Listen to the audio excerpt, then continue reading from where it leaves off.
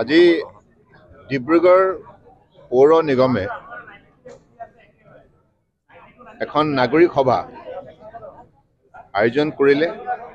এই নাগৰিক সভাত ডিব্ৰুগড় ঐতিহ্যমণ্ডিত চহৰৰ যথেষ্ট সংখ্যক নাগৰিকে আহি আজি এইখন সভাত আন্তৰিকতাৰ অংশগ্ৰহণ কৰিলে।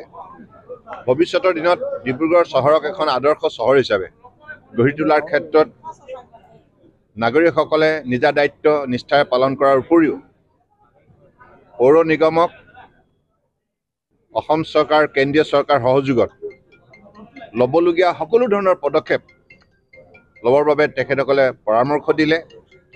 আৰু ডিব্ৰুগড় চহৰখনক পৰিষ্কাৰ কৰি ৰখা আৰু ডিব্ৰুগড় চহৰৰ কৃত্ৰিম বানপানীৰ পৰা জনসাধাৰণক ৰক্ষা কৰা আৰু ইয়াৰ উপৰিও ইয়াত যিটো যান জঁট আছে, ট্ৰেফিক জাম আছে, ইয়াৰ পৰাও পৰিত্ৰাণ দিয়াৰ বাবে অত্যাধুনিক পদক্ষেপ ল'বৰ বাবে মাননীয় নাগৰিকসকলে পৰামৰ্শ দিছে। গতিকে মই ডিব্ৰুগড় চহৰৰ সকলো নাগৰিকক শ্ৰদ্ধা সহকাৰে কৃতজ্ঞতা জ্ঞাপন কৰিছোঁ। তেখেতসকলে খুব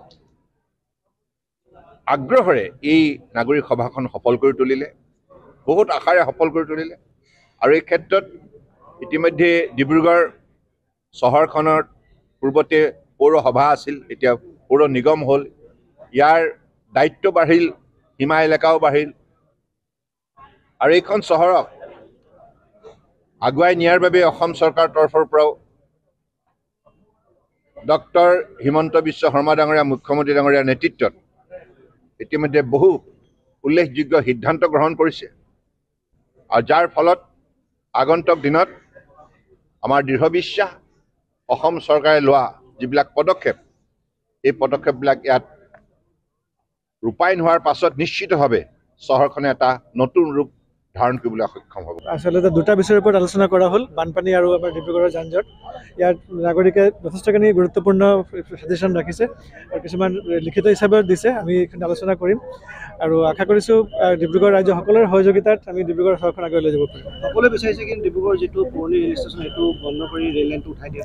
চাওক, এইটো মিটিঙত কি হয়, মই যিমান দূৰ জানো আৰু টেকনিকেলি মই ইমান এক্সপাৰ্ট নহয়, ইয়াৰ যিটো আমাৰ ডিচিশ্যন হ'ব, আজি ডিচিশ্যন মানে প্ৰপ'জেল হ'ব, এইটো আমি পিছত চৰকাৰৰ ওচৰত পঠিয়াম। এইটো ডিচিশ্যন লোৱাৰ কাৰণে আমাৰ চৰকাৰে ডিচিশ্যন ল'ব। এইটো ডিচিশ্যন যে ফাইনেল হৈ গ'ল, এইটো উঠি গ'ল তেনেকুৱা নহয়, বা ইয়াত থাকিব তেনেকুৱা কথা নহয়।